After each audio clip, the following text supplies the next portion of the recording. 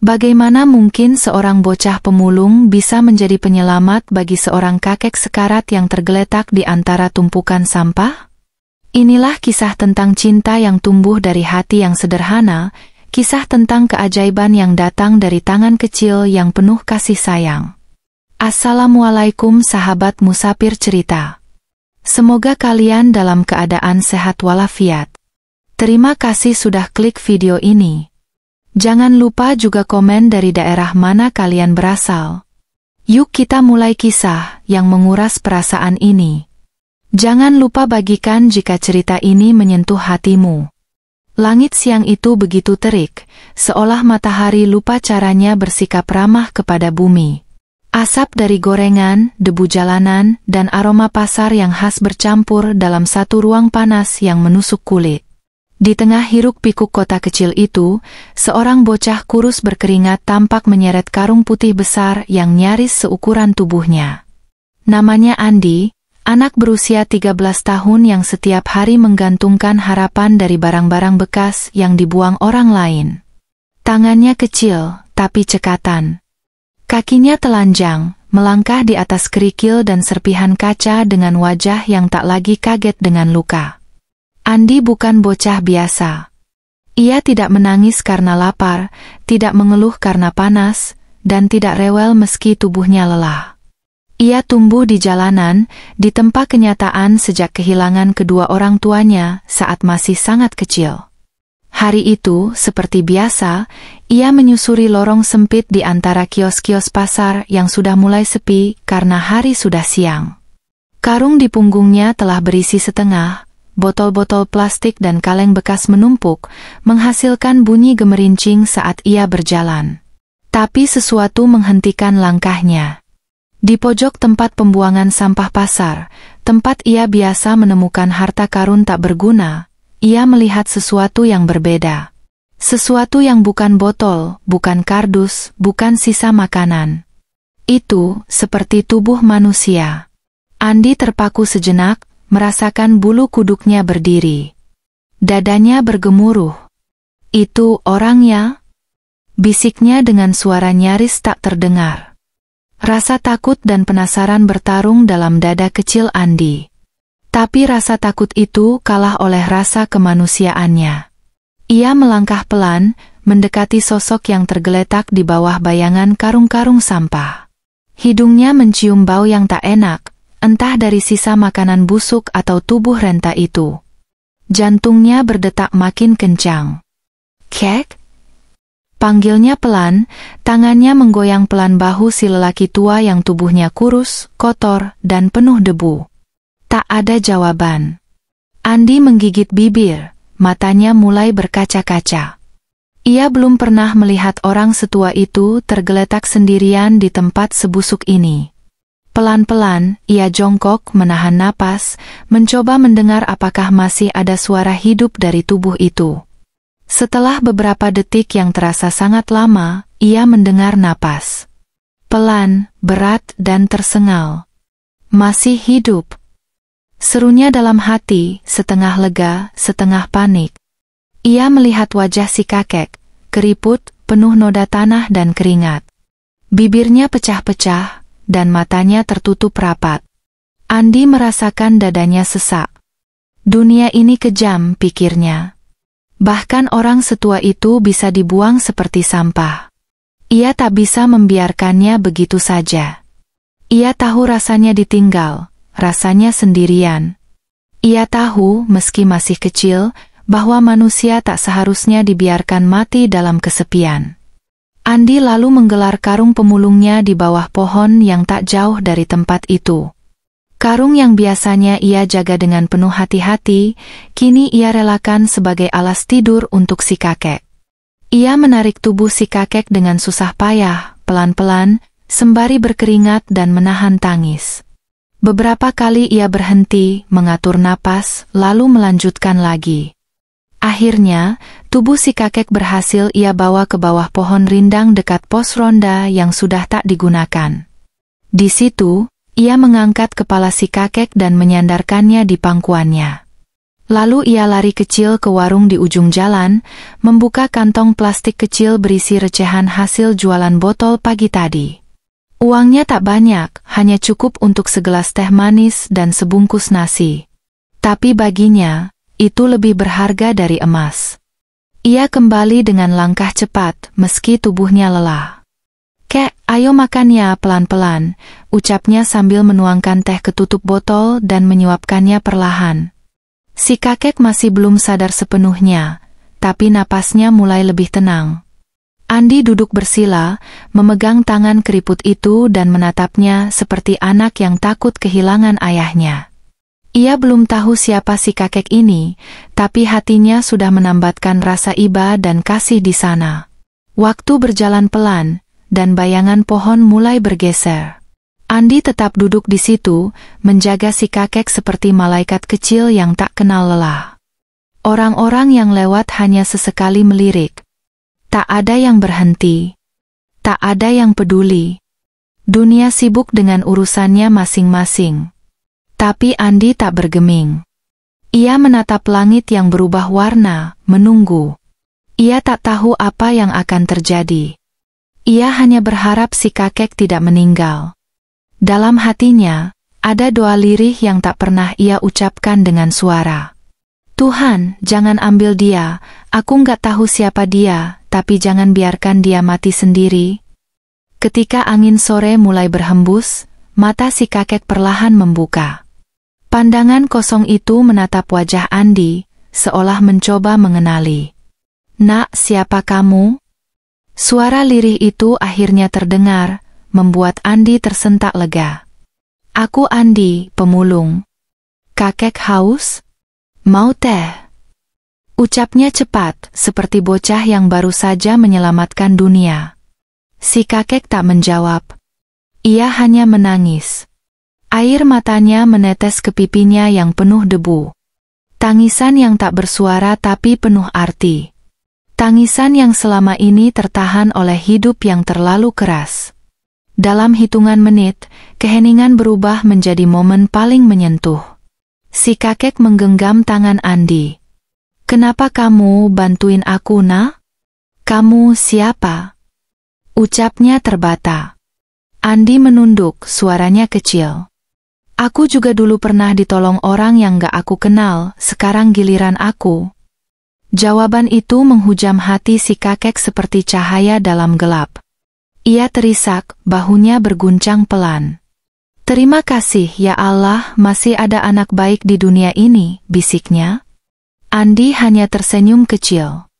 Di balik wajah dekil dan rambut acak-acakan itu, ada hati yang jauh lebih bersih dari siapapun yang melintas tanpa peduli tadi. Ia tak tahu kemana nasib akan membawanya esok. Tapi satu hal yang ia tahu pasti, mulai hari itu, ia tak akan biarkan kakek itu sendirian lagi. Dalam diam, ia bersumpah pada dirinya sendiri bahwa ia akan menjaga lelaki tua ini, dengan caranya yang sederhana, dengan kasih sayang yang tak pernah diajarkan, tapi tumbuh begitu saja di hatinya yang kecil tapi kuat.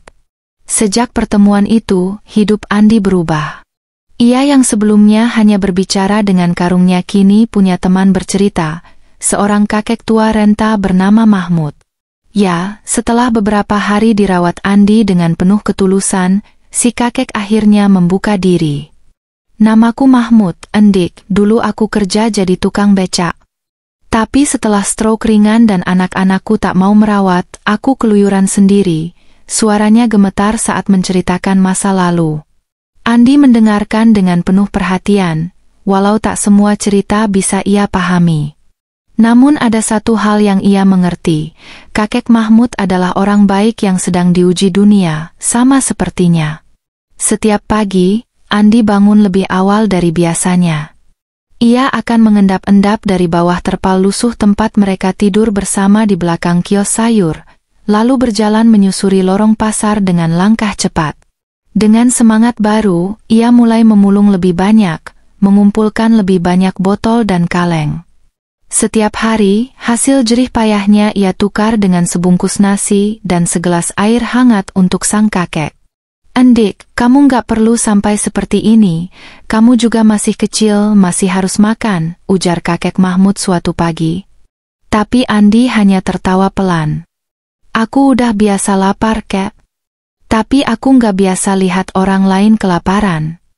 Malam-malam mereka pun jadi waktu yang penuh kehangatan, meski tempat tidur mereka hanya beralaskan kardus bekas. Kadang-kadang, saat hujan turun, Andi memeluk tubuh kakek dengan erat sambil menutupi kepala si kakek dengan plastik. "Jangan sakit lagi ya, Kek."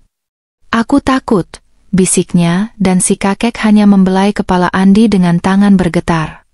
Hari-hari yang sebelumnya hampa kini terasa berarti. Si kakek menemukan kembali makna hidup dalam perhatian bocah yang ia temukan secara tak sengaja di antara tumpukan sampah. Sementara Andi, yang tak pernah merasakan pelukan seorang ayah sejak kecil, menemukan sosok pengganti dalam diri kakek Mahmud. Hubungan mereka semakin erat, tak berbeda seperti kakek dan cucu kandung. Namun, lebih dari itu, ada tali batin yang mengikat keduanya lewat luka yang sama, ditinggalkan dan dilupakan. "Kek, dulu orang tua Andi meninggal pas Andi umur 5 tahun. Terus, tetangga buang Andi ke jalan karena katanya merepotkan. Tapi Andi gak marah. Karena kalau Andi gak dibuang, Andi gak bakal ketemu kakek," ucap Andi sambil mengunyah sepotong gorengan yang dibelikan seorang pedagang baik hati. Si kakek tak sanggup berkata apa-apa.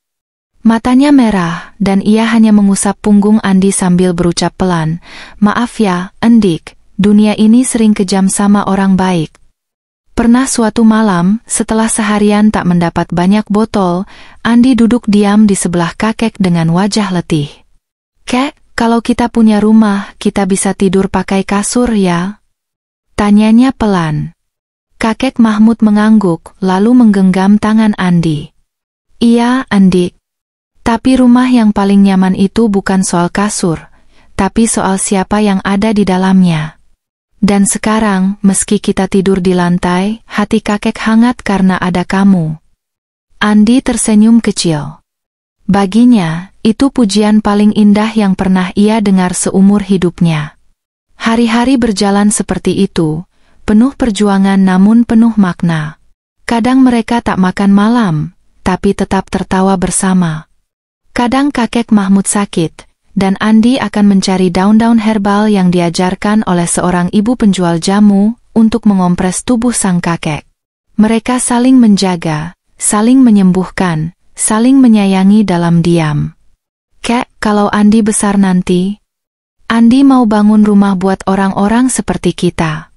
Biar gak ada lagi kakek yang tidur di tumpukan sampah," kata Andi dengan suara pelan. Si kakek memeluknya, menahan tangis. "Amin, Nak, semoga Allah kabulkan semua doa-doamu." Namun tak semua hari cerah. Suatu pagi, Andi terbangun dan mendapati wajah kakek Mahmud tampak lebih pucat dari biasanya. Napasnya berat, keringat dingin membasahi dahinya. "Kek, kenapa?" seru Andi panik mengguncang tubuh renta itu. Ia berlari terbirit-birit ke warung, meminta air hangat dan obat herbal seadanya. Ia bahkan menjual hasil pulungan semalam hanya untuk membeli bubur hangat. Si kakek membuka matanya perlahan, lalu tersenyum lemah. "Endik, jangan nangis, ini cuma masuk angin," ucapnya. Tapi Andi tahu, itu lebih dari sekadar masuk angin. Ia tak bisa berbuat banyak selain menjaga di sisi kakek dan berdoa sekuat tenaga. Selama 3 hari berturut-turut, Andi hampir tak tidur. Ia hanya memandangi wajah kakek, membasuh tubuhnya dengan kain basah, dan terus berkata, "Ayo sembuh ya, Kek. Andi butuh kakek." Kalimat itu ia ulang-ulang seperti mantra. Dan keajaiban pun terjadi. Di hari keempat, kakek Mahmud mulai bisa duduk, bisa tersenyum. "Lihat, Endik, masih belum waktunya kakek pergi. Tuhan masih izinkan kita bareng," ucapnya sambil tertawa kecil. Andi memeluknya erat, menahan tangis. "Kakek jangan ngomong soal pergi lagi ya." Andi belum siap. Sejak kejadian itu, si kakek tak lagi membiarkan Andi menanggung semuanya sendiri. Ia ikut membantu memilah barang, meski hanya duduk di sudut dan memisahkan kardus dengan botol. Mereka jadi tim kecil yang kompak. Orang-orang pasar mulai mengenal mereka, dan sebagian bahkan menyisihkan makanan atau barang bekas yang masih layak pakai untuk mereka. Dari yang awalnya hanya dipandang sebagai sampah masyarakat, perlahan mereka mendapat tempat di hati sebagian kecil orang baik. Dan bagi Andi, itu cukup. Namun hidup, seperti roda, selalu berputar. Di suatu siang yang terik, saat Andi dan kakek duduk di emperan toko yang biasa jadi tempat istirahat mereka, suara keras mengagetkan mereka. Satpol PP datang, menggusur semua lapak liar. "Hei, ini bukan tempat tidur. Minggir kalian!" teriak salah satu petugas. Tanpa basa-basi, barang-barang mereka ditendang, karung Andi diseret, dan tubuh renta kakek Mahmud hampir terjatuh saat mencoba berdiri. "Jangan dorong dia. Kakekku sakit!" teriak Andi, menangis, berusaha menahan petugas yang besar dan keras. Tapi suara kecil Andi tenggelam di tengah keributan. Ia dipukul bahu kirinya, dan tubuhnya terdorong ke tanah. Si kakek berusaha berdiri, namun tubuhnya gemetar hebat. "Jangan sakiti dia cuma anak kecil," lirihnya. Tapi para petugas itu tak peduli. Saat itulah, seorang wanita berhijab yang berdiri tak jauh dari situ berlari mendekat. "Berhenti! Apa yang kalian lakukan pada mereka?" teriaknya. Ia berdiri di antara Andi dan petugas, lalu mengangkat tangan. "Nama saya Rara, saya pengurus rumah singgah. Anak ini dan kakek ini akan ikut saya." Petugas itu diam sejenak, menahan ego. Tapi akhirnya mengangguk dan pergi, membiarkan Andi dan kakek memeluk satu sama lain dengan tubuh gemetar. "Andi, kamu gak apa-apa?" tanya kakek pelan. "Gak apa-apa, asal kakek gak kenapa-kenapa," jawab Andi sambil meneteskan air mata. Bu Rara menunduk, menatap mereka berdua. "Ayo ikut saya, nak. Kalian pantas hidup lebih layak dari ini." Dan untuk pertama kalinya setelah sekian lama, Andi merasa ada cahaya harapan menyentuh kehidupannya. Malam itu, Andi dan kakek Mahmud tidur di tempat yang tak pernah mereka bayangkan sebelumnya, ranjang empuk di rumah singgah milik Bu Rara. Dindingnya bersih, ada kipas angin, dan di sudut ruangan tersedia makanan hangat. Andi sempat duduk di ujung ranjang, bingung. "Kek, ini mimpi ya?" bisiknya. Kakek Mahmud menggeleng, menatap langit-langit kamar dengan mata berkaca. "Ini bukan mimpi, Andik. Ini mungkin jawaban dari semua doa kita," ucapnya pelan. Malam itu, mereka berdua tidur dengan tenang. Tidak lagi di emperan. Tidak lagi beralaskan kardus. Tapi dengan hati penuh syukur. Esoknya, Bu Rara mengajak Andi melihat ruang belajar. "Kamu mau sekolah, nak?" tanyanya. Andi terdiam. "Boleh ya?"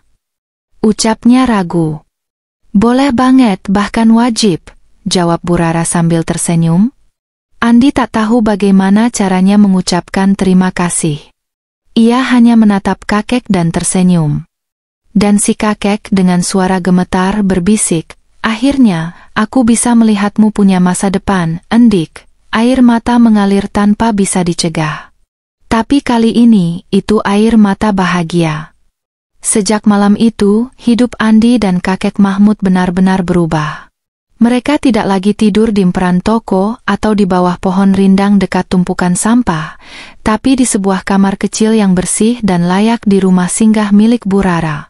Tempat itu bukan rumah mewah, tapi bagi mereka berdua, itu seperti surga dunia. Ada ranjang empuk, ada kamar mandi bersih, dan yang paling penting, ada rasa aman. Bu Rara menyambut mereka dengan hati tulus, tanpa menanyakan masa lalu, tanpa memandang status. "Di sini, semua yang datang adalah keluarga," katanya dengan senyum hangat. Andi memandangi sekeliling ruangan dengan takjub, sementara kakek Mahmud duduk di ranjang, meraba selimut lembut yang terasa asing baginya. Hari-hari mereka kini terisi dengan kegiatan yang membuat waktu terasa lebih berarti.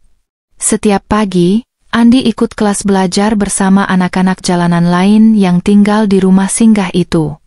Ia belajar membaca, menulis, bahkan berhitung, sesuatu yang dulu hanya ia dengar dari obrolan anak-anak sekolah yang lewat saat ia memulung. Dan kakek Mahmud? Ia ikut duduk di halaman, membantu Bu Rara menyiram tanaman dan kadang menghibur anak-anak dengan cerita masa mudanya. Di sela-sela istirahat, Andi sering mendekati kakek lalu duduk bersandar di pahanya. "Kek, aku nggak mimpi kan? Aku beneran sekolah?" Tanyanya suatu pagi dengan mata berbinar.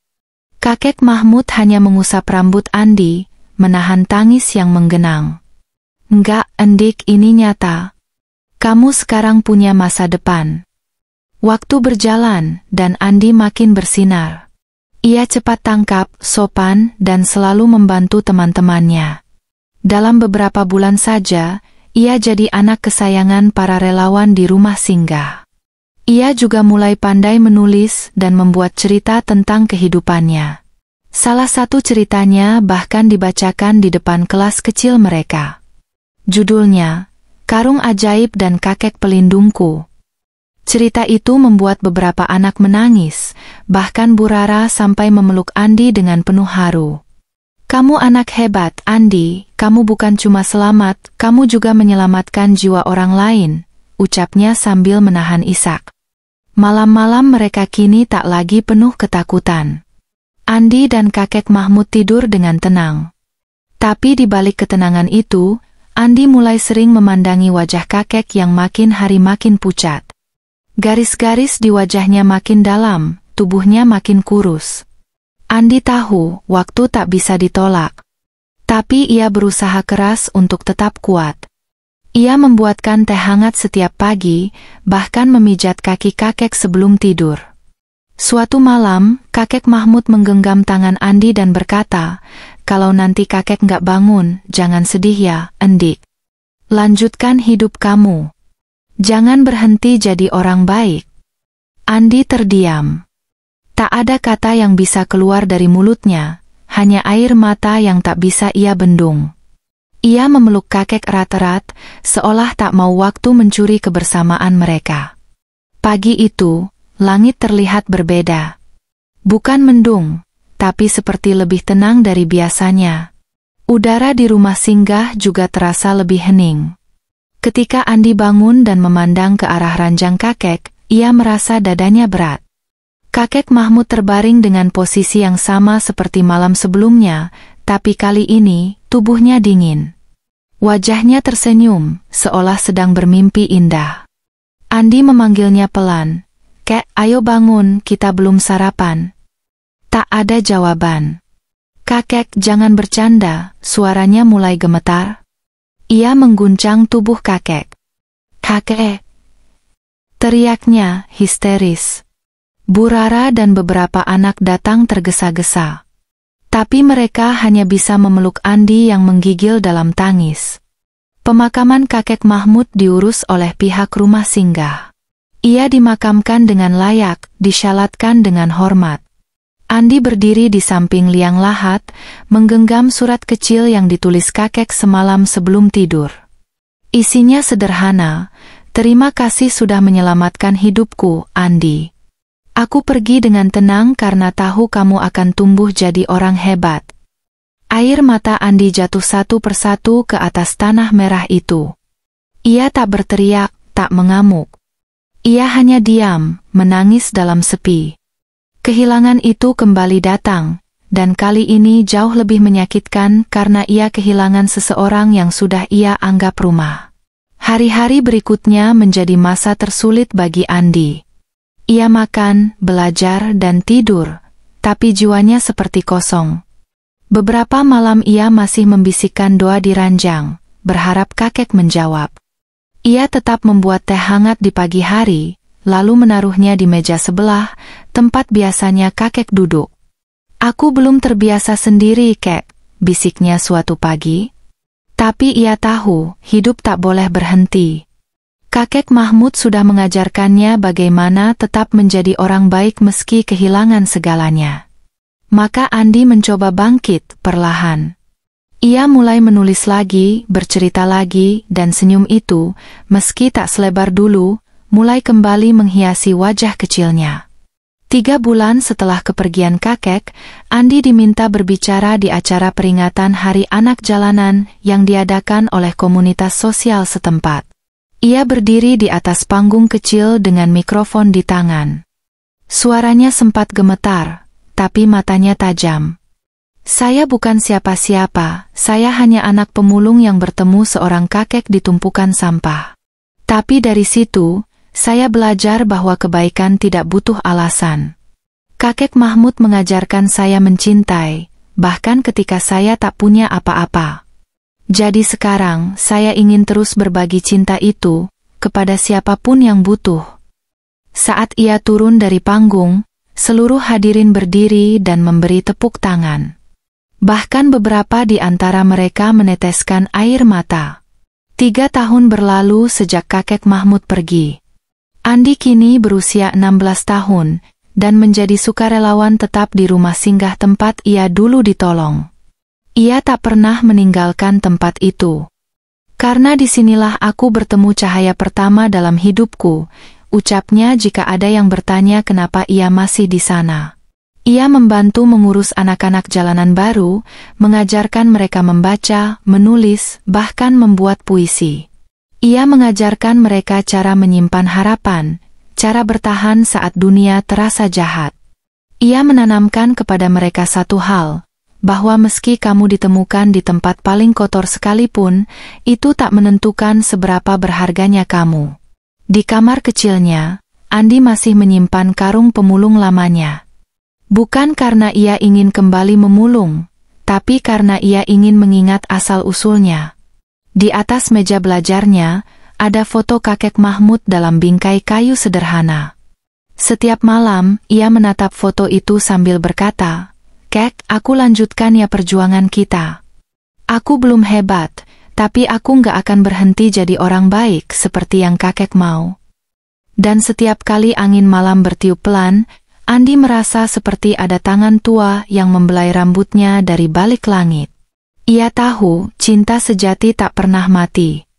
Ia hanya berpindah dari pelukan fisik ke pelukan kenangan yang abadi. Di usia 16 tahun, Andi bukan lagi sekadar anak jalanan yang bertahan hidup. Ia kini menjadi sosok yang menebar makna. Wajahnya yang dulu lusuh kini bersih dan bersinar, meski jejak kehidupan keras masih terpatri dalam tatapan matanya.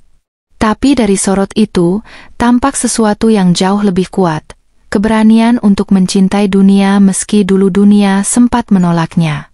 Ia resmi menjadi relawan tetap di rumah singgah milik Bu Rara, bukan karena kasihan atau belas kasih, melainkan karena ia adalah bukti hidup dari perubahan. Dulu aku yang diselamatkan, sekarang aku ingin menyelamatkan, ucapnya setiap kali ditanya apa alasan ia tetap tinggal di sana. Setiap hari, Andi bangun lebih awal untuk menyiapkan sarapan anak-anak baru yang datang dari berbagai latar belakang, pemulung, pengamen, bahkan korban kekerasan rumah tangga. Ia menyambut mereka bukan dengan belas kasihan, melainkan dengan senyuman tulus. "Selamat datang di rumah kita," begitu sapanya. Ia tahu betul, kata rumah bukan tentang tembok atau atap, tapi tentang rasa aman dan keberadaan orang-orang yang peduli. Saat anak-anak itu ketakutan, Andi akan duduk di samping mereka, mengelus punggung, dan menceritakan kisahnya sendiri. "Aku juga dulu takut, sama seperti kalian. Tapi pelan-pelan, semuanya bisa sembuh," katanya sambil tersenyum.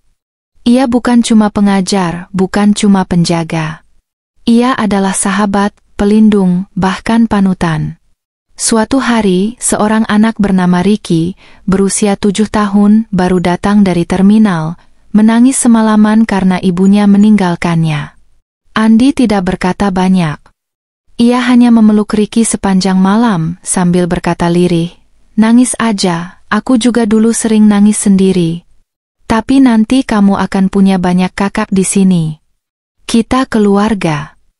Kata-kata itu sederhana, tapi membuat Ricky akhirnya tertidur dengan damai.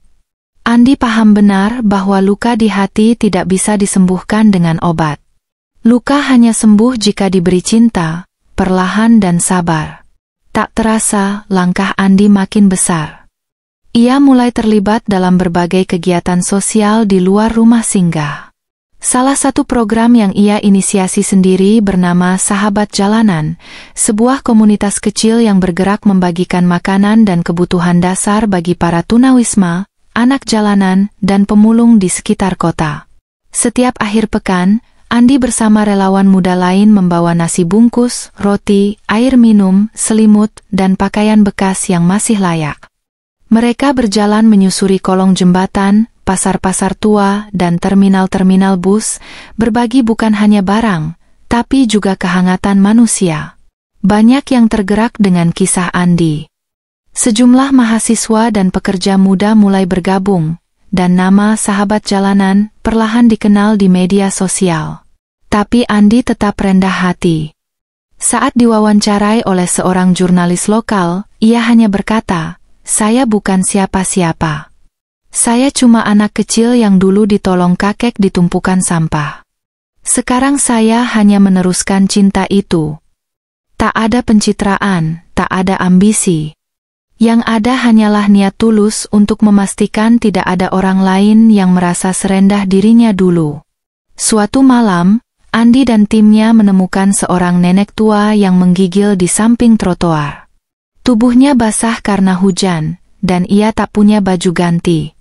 Andi langsung membuka jaketnya dan menyelimuti sang nenek. "Nek, ayo ikut kami punya tempat hangat buat istirahat," ucapnya. Nenek itu menatapnya lama, lalu menangis. "Kamu mirip anakku." "Tapi dia sudah lama pergi," bisiknya. Andi memeluk nenek itu, seperti dulu ia memeluk kakek Mahmud. Momen itu membuatnya sadar bahwa setiap orang tua di jalan adalah kenangan dari orang yang pernah ia cintai, dan setiap pertolongan yang ia berikan adalah bagian dari rasa rindunya yang tak pernah mati. Hari demi hari, langkah Andi makin teguh. Ia diundang menjadi pembicara di banyak forum anak muda, menceritakan perjalanannya dari seorang pemulung cilik hingga jadi pemuda yang membangun komunitas. Namun bagi Andi, panggung terbesar tetaplah pelataran rumah singgah tempat ia dulu diselamatkan. Di sana, ia membentuk kelas inspirasi. Bukan sekadar mengajar pelajaran sekolah, tapi mengajarkan cara mencintai diri sendiri, cara memaafkan masa lalu, dan cara menemukan harapan dalam gelapnya kenyataan. "Adik-adik," ucapnya suatu hari di depan 15 anak baru yang baru saja datang. "Kita ini seperti botol bekas. Orang anggap kita sampah. Tapi di tangan yang tepat, kita bisa dibersihkan, diisi ulang, dan berguna lagi. Jangan percaya kalau hidupmu nggak berharga." Kalimat itu membuat banyak anak terdiam. Beberapa menangis. Karena memang, siapa lagi yang bisa berkata sejujur dan setulus itu kalau bukan seseorang yang pernah mengalaminya? Andi juga memulai tradisi baru, menuliskan surat cinta kepada diri sendiri. Ia mengajak setiap anak menulis surat yang akan mereka baca sendiri 1 tahun kemudian. "Tulis aja hal-hal baik tentang kamu, harapan kamu, dan impian kamu. Tahun depan kita buka sama-sama," katanya. Ia sendiri menulis surat untuk dirinya dan kakek Mahmud. "Kek, Andi masih belajar. Masih banyak yang harus Andi lakukan. Tapi Andi gak akan berhenti. Andi janji." Surat itu ia simpan di kotak kayu kecil di sudut kamarnya, tempat yang ia sebut kotak cahaya kakek. Beberapa bulan kemudian, kisah Andi semakin dikenal. Sebuah stasiun TV nasional datang meliputnya. Banyak orang yang tersentuh. Komunitasnya mendapat lebih banyak dukungan dan donasi. Tapi tak sedikit juga yang mencibir, menyebut Andi hanya ingin terkenal. Tapi Andi tak terganggu. Ia tahu, cahaya kecil pun bisa membuat orang silau. Ia hanya fokus pada satu hal, memastikan tak ada anak yang harus tidur dalam rasa takut dan lapar seperti dulu yang ia rasakan. Di saat banyak orang seusianya sibuk dengan dunia digital, Andi sibuk mengurus stok beras, mencuci pakaian anak-anak, dan menulis rencana kegiatan mingguan. Ia bahkan menolak beasiswa sekolah ke luar kota, karena merasa panggilannya masih ada di tempat itu. Kalau aku pergi, siapa yang jaga adik-adik? Siapa yang akan peluk mereka saat malam? Katanya. Tapi bukan berarti ia tak belajar. Bu Rara mengatur jadwal belajar privat untuk Andi setiap malam, agar ia tetap tumbuh secara akademik. Kamu harus tetap pintar, karena kebaikan pun butuh ilmu, kata Bu Rara. Malam-malam Andi diisi dengan kegiatan menulis. Ia sedang menyusun buku pertamanya, kisah hidupnya yang ingin ia persembahkan untuk almarhum kakek Mahmud. Judulnya, Dari Karung ke Pelukan, Kisah Bocah yang Tak Pernah Menyerah. Buku itu bukan untuk keuntungan, tapi untuk menyuarakan harapan bagi anak-anak yang merasa tak diinginkan. Aku nggak mau jadi terkenal. Aku cuma mau anak-anak lain tahu bahwa mereka nggak sendirian, ucap Andi saat ditanya motivasinya. Dan di setiap malam, saat semua anak sudah tertidur lelap dan langit tak lagi bising, Andi suka duduk di bangku kayu kecil di halaman belakang rumah singgah. Ia menatap langit malam sambil memeluk lututnya. Angin berembus pelan, membawa suara jangkrik dan dedaunan yang bergesekan. Di saat seperti itu, ia merasa dekat sekali dengan kakek Mahmud. Ia akan berbicara pelan, seperti berbicara dengan langit. Kek, lihat Andi ya dari atas sana. Maaf kalau Andi belum sempurna. Tapi Andi berusaha. Dan Andi masih ingat semua pesan kakek untuk terus jadi orang baik.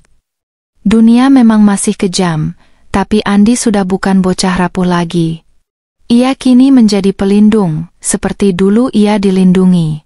Ia menjadi cahaya, seperti dulu ia ditemukan dalam gelap. Ia tahu, masa lalunya akan selalu menjadi bagian dari dirinya. Tapi ia tidak hidup di masa lalu. Ia hidup untuk masa depan, miliknya dan anak-anak lain yang ia lindungi. Dan setiap kali ada anak baru yang datang dengan mata ketakutan, Andi akan menyambut mereka dengan senyuman yang sama, seperti dulu Bu Rara dan kakek Mahmud menyambutnya. Selamat datang, katanya lembut, kamu nggak sendirian lagi.